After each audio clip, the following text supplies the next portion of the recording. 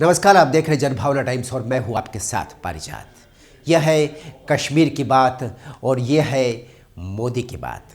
जम्मू कश्मीर से संविधान के अनुच्छेद 370 को निरस्त किए जाने के बाद और केंद्र शासित प्रदेश बन जाने के बाद यहां प्रधानमंत्री नरेंद्र मोदी का पहला दौरा होने वाला है। इसी महीने के अंतिम सप्ताह में प्रधानमंत्री नरेंद्र मोदी 24 अप्रैल को जम्मू कश्मीर जाएंगे। सूत्रों के अनुसार पीएम मोदी सांबा में स्थानीय निकाय के प्रतिनिधियों के साथ मीटिंग भी करेंगे। संभव है कि प्रधानमंत्री कश्मीरी पंडितों से भी मिलेंगे ताकि उनकी घर वापसी की समस्याओं को समझा जा सके, उस पर चिंतन मनन किया जा सके।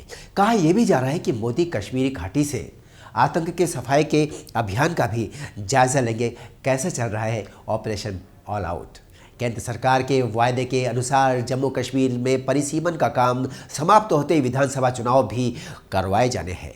इस लिहाज से भी प्रधानमंत्री मोदी की यात्रा काफ़ी महत्वपूर्ण मानी जा रही है। हालांकि कई कारण हैं मोदी के वहाँ जाने पर उसमें मुख्य जो मुद्दा है वो जम्मू कश्मीर के लोगों के हितों से जुड़ा हुआ है। केंद्र में मोदी सरकार बनने के बाद से ही कश्मीर में आतंकियों पर सख्ती बरतने का एक सिलसिला शुरू हो गया था। साथ ही एलओसी पर पाकिस्तान की हरकतों का भी मुंह तोड़ जवाब दिया जाने लगा था। 5 अगस्त 2019 ऐतिहासिक तारीख थी जब संविधान के अनुच्छेद 370 को निरस्त करके जम्मू कश्मीर को 2 केंद्र शासित प्रदेशों में बांट दिया गया। तब से आतंकियों के सफाई के अभियान की ओर और भी गति दे दी गई। सुरक्षा बलों को साफ निर्देश दिया गया कि वो खास तौर से उन आतंकियों को बिना निपटाए चैन से नहीं बैठे जिन्होंने सुरक्षा बलों पर हमला करने का दुस्साहस किया है या फिर किसी आम नागरिक को निशाना बनाया है। यही कारण है कि अब ज़्यादातर आतंकी 24 घंटे के भीतर मारे जा रहे हैं।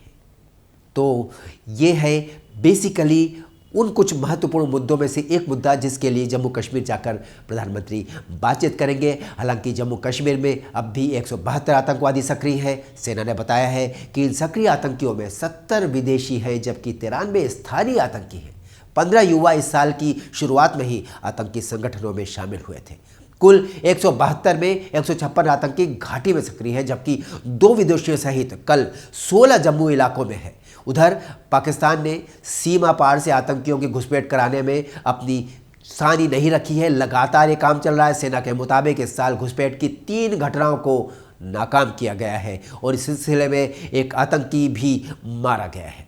सेना के अनुसार आतंकी घटनाओं पर जो जवाब दिया गया, सेना के प्रतिनिधियों ने जो जानकारी दी उसके अनुसार इस साल के पहले 3 महीनों में कुल 35 ऐसी घटनाएं यहाँ हुई जिसमें आतंकवादियों ने सुरक्षा बलों के खिलाफ 27 घटनाओं को यानी 27 हमलों को अंजाम दिया जबकि 8 बार उन्होंने नागरिकों को निशाना बनाया। पिछले 3 महीनों में किसी भी आतंकवादी ने सुरक्षा बलों के सामने आत्मसमर्पण नहीं किया। हालांकि सुरक्षा बलों ने जम्मू कश्मीर में आतंकवाद विरोधी अभियानों के दौरान 23 हथियार भी बरामद किए हैं।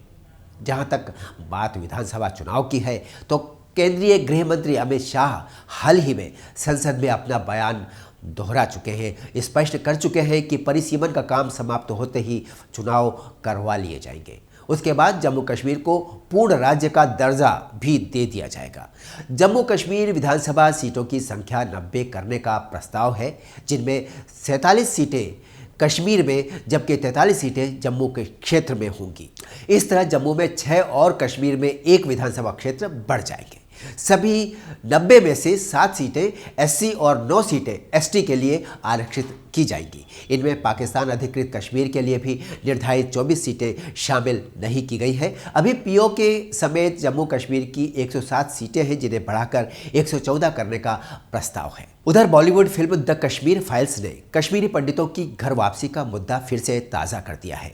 1990 के दशक में कश्मीर घाटी से कश्मीरी पंडितों के दर्दनाक पलायन की दास्तान दिखाती है यह फिल्म, जिसको देश के कोने कोने से अपार समर्थन मिला है, जिसका दबाव सरकार भी महसूस कर रही होगी। इस फिल्म पर राजनीति भी खूब हुई है।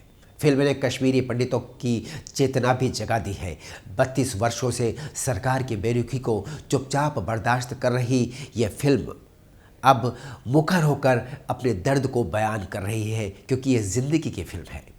यह पंडित बिरादरी अब मुखर हो गई है और सरकार से न्याय की मांग कर रही है और न्याय की मांग ने जोर पकड़ लिया है। ऐसे में कयास लगाए जा रहे हैं कि प्रधानमंत्री नरेंद्र मोदी जब कश्मीरी पंडितों के सामने होंगे तो वे कुछ आश्वासनों, ठोस आश्वासनों के जरिए उनके आंसू पोंछने की कोशिश अवश्य करेंगे।